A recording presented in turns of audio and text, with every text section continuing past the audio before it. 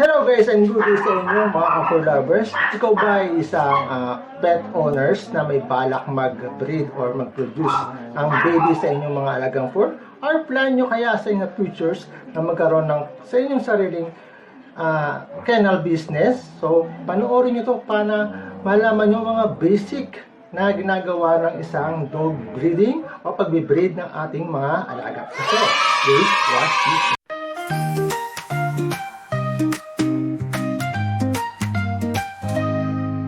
Got a pack, got my pals, for lovers all around. Penny whacking arrow, IG, happy jumps without a sound. Maltese pure beauty, true, Siberian Huskies, royal blue.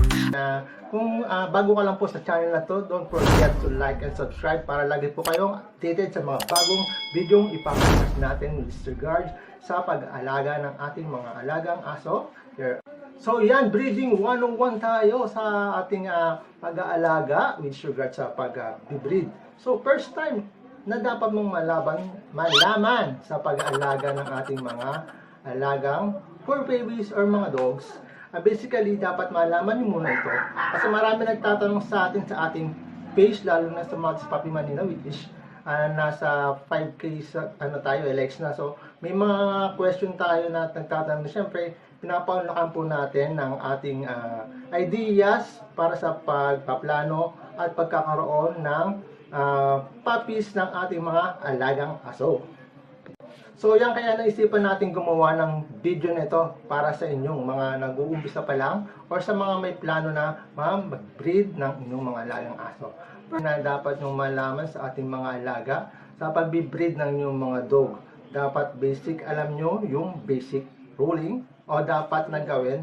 At least may idea kayo na ang ating mga puppies ay hindi dapat basta-basta binibreed. Kasi may timing po yan. Kasi iba nagtatanong, wala silang idea paano nangyayari itong mga pag-breed na nagaganap. Kasi parang akala nila, parang sa tao, once na gusto mong i-breed siya, magkakaanak and then magkakapapis. Ganun kasimple, pero hindi po.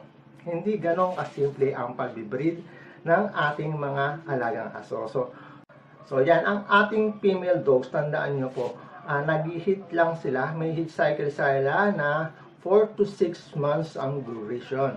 So, ibig sabihin, pag nag-hit pa ba ang inyong mga alagang aso, is ready na siya for breeding? So, my answer is, hindi dapat basta-basta pinapalahian ang ating mga alaga. Nagkaroon na sila ng regla. Bakit?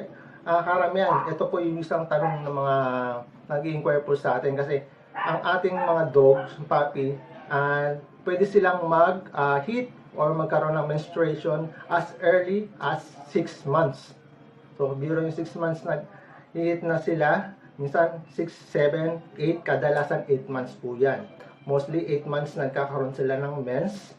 At bihira na yung maabot ng 1 year. Pero huwag magala, meron po talaga nag-hit ng 1 year old bago sila mag-mens. So, kasi akala nila yung iba, nakikita ko sa mga page, bakit hindi pa nag-hit yung kanilang mga alaga? Excited. Excited mga alaga. Pero huwag kayong ma-excite kasi hindi pa rin naman po kasi proper na pang-mates nyo once na nagkaregla po sila. Hindi po ganun kasimple. Papaliwanag ko sa inyo kung bakit. Ganito po kasi. Tandaan nyo po, ang ating mga alaga ay ating mga pet dogs is tinuturing ng karamihan as a member of the family. Kung member ba ng family ang inyong turing sa inyong mga alaga, ahayaan nyo po ba silang mabuntis ng maaga? Di ba po? Napakalaking responsibility ng sa ating mga pet owners na dapat ipa-breed natin sila sa tamang panahon. So, hindi dapat po silang pinapa-mate agad-agad. So, ang aking recommendation, 1 year and up.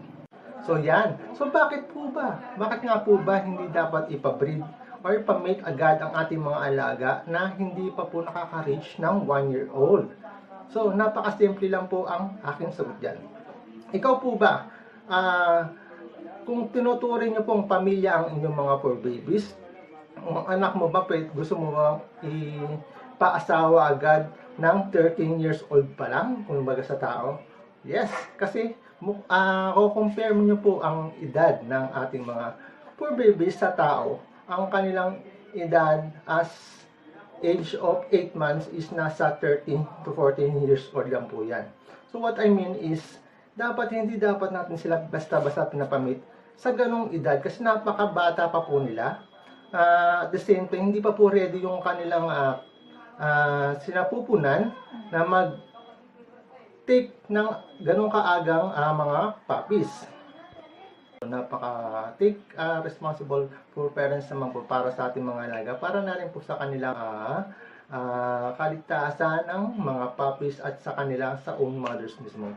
Kasi baka hindi natin alam ang mangyari, magkaroon pa po tayo ng problema when it comes sa mga health issue and then sa ating puppies o mothers na rin po kasi nga medyo hindi ganun kadali magpa-laki o magpa-alaga ng mga puppies. Hindi po ganun kasimple, lalo-lalo na sa mga may breed. Tandaan niyo po yan. So yan, that is the most important knowledge I can share to you na yung pag-breeding is hindi basta-basta na porket nagkaregla at sinasabi nila pwede nyo na pong i-breed ang yung mga alaga or ready na sila makapag-breed is gagawin nyo na po agad para lang yung iba gustong kumita agad and then yung iba gustong magkaanak agad yung kanilang mga puppies. So at mga puppies pa lang kasi puppies pa rin po yan when they reach 6 months and up pa lang, din puppies pa po yung turing po natin dyan. So, wait lang po ng 1-year-old para makapag-breed po tayo. So, para naman po sa ating mga poor parents na who own male dogs or male puppies, and somehow gusto po ninyong kagad magka-produce yung inyong mga alaga, make sure na 1-year-old din sila bago po kayo mag-accept ng stud or mating yung male dogs sa female dogs. Make sure kasi nga may mga instances na magkaroon ng problema kasi malambot pa po yung kanilang penis kung gagamitin nyo with stud kasi possible magkaroon po ng problem. Second hit ang recommendation natin normally ng ating mga dogs to be mated sa kanilang mga features dogs ba. So ganun po. So after possible kasi 4 months, 8 months to 12 months sakto 1-year-old magkakaroon na ng second hit siya. So ganun yung process niya. So when it comes to timing, so hindi po yung basta-basta na i-mate sa kung sino-sino dogs. Basta sinabi nyo, may regla na to, pwede nang pamit. Hindi po ganon. So dapat alam nyo rin po yung process. From the first menstruation ng ating mga alaga, kung nakita nyo pong niregla po, bibilang po tayo ng 9 days. So 9 days po ang dapat bilangin. So 9 days from the first time na makita nyo. Ang recommendation 9 days and then 11 days.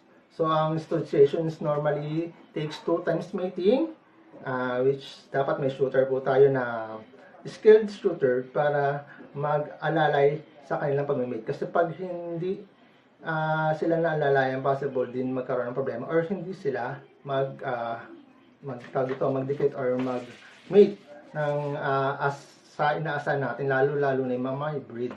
So, mayroong mga natural na, kunyari, magkasama sa bahay yung mga alaga, nagkakaroon po ng natural mating kasi magkasama sila may process naman kasi pag hindi sana yung lalaki or hindi kampante yung female dogs, hindi po talaga yung lalak or magdidikit.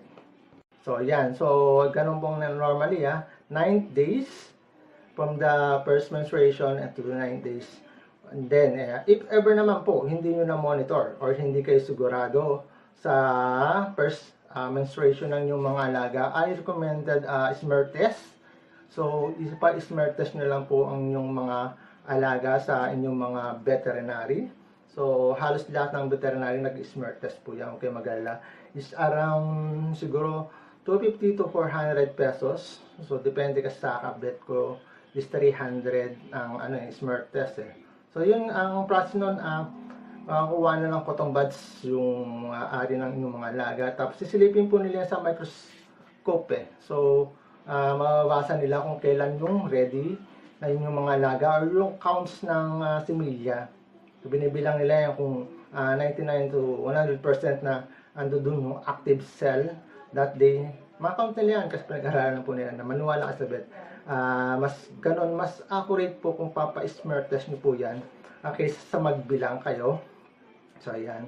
Pero in my case naman kasi pwede rin kasing kung meron kayong male dogs sa inyong mga alaga sa bahay, mapapansin nyo po yan na inaamoy ng inyong mga alaga yung female dogs, then time na sinasampahan sila, that the time tapos pumapalag yung alagang babae, hindi pa yung timing. Pero once na hindi po yan pumalag, and then parang tinataas na rin yung buntot niya, and then talagang sumusunod yung ari niya sa organs ng male dog. So yun talaga yung proper timing na yan. Tingin ko nasa 9 days na po yan onwards. So, ganun po yung kadalasan tips ko sa inyo kung may mga male dogs kayo sa inyong mga alaga ay yung tahanan. Siya nga po pala yung recommendation rin ko pala sa pag-stud service. So, if ever kayo yung mag-stud service, make sure yung makuha nyo pong male is healthy po, walang sakit. And then, check nyo po yung tummy nila kung may hair niya. Yung hair niya tinatawag is parang bukol sa pusod. Tinatawag nila parang, kunyari, sa sinasabi ng iba dahil lang sa cut ng pusod tapos nagkaroon ng problem. Tapos naging bukol. So, and then yung one balls. Pwede nilang mapasa sa magiging babies po nila. So, yun yung mga main tips ko for the proper or paghahanap ng mga stud service. Make sure healthy and then walang problema. Yun lang po kasi yung two na pwede pong makita physically, yung one ball and yung may hair niya.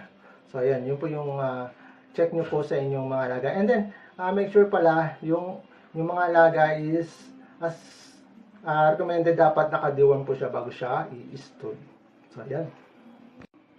So, yung crossbreeding naman po yung pag-uusapan sa akin is Pomsky. So, yung breeding process ng aking Pomsky is through artificial insemination. So, yung may mga ganito kasing instances na hindi pa pwede yung actual na or yung natural mating ng ating mga alaga. Katulad nga ng crossbreeding na ginagawa with sa Pomsky. So, pakita ko yung mga sample ng ating Pomsky breeding sa link na to sa taas.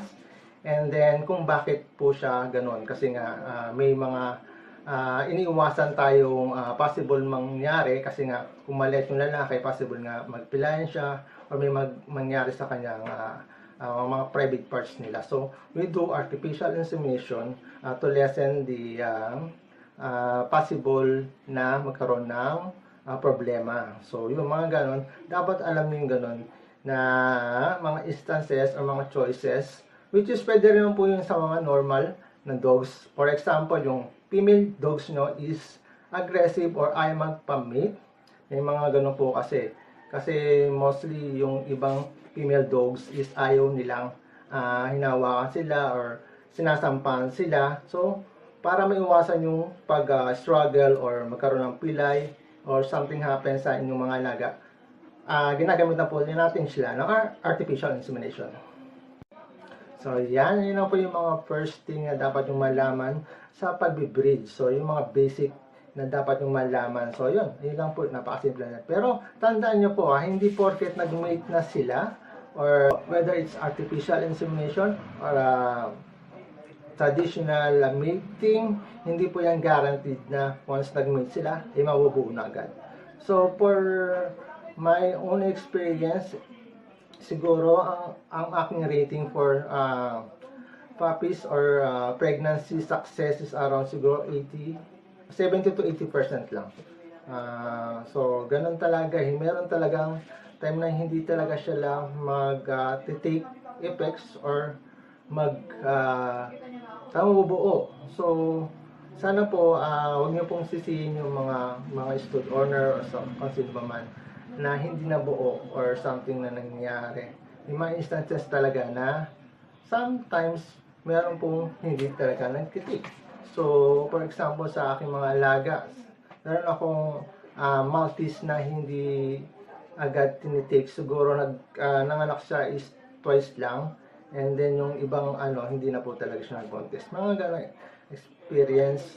Meron din naman na nagka-failed siya na mag-contest, although maganda talaga yung niya, takes niya ng mga puppies, pero meron talagang times na hindi siya nagsasuccess. So, dapat aware kayo na hindi lahat is 100% sure na mag-take effects. So, sana huwag kayo mag-disappoint. Anyway, meron naman pong backstage po tayong tinatawag, which is yung mga pay stud service po kayo. Meron po tayong backstage, so after 4 to 6 months, pwede nyo po ulit pa studs inyong mga alaga. And then, ang pwede po yan, mabayaran nyo na lang po is yung shooter's fee, which is 350 per shot. So, per shot po yan. So, yun, gano'n lang po kasimple yung ating mating process ng ating mga alagang dogs. So, yan, hanggang dito muna po ang ating vlogs for today with regards to basic dog breeding lang po. For lovers, we are family. Each one has a place with me.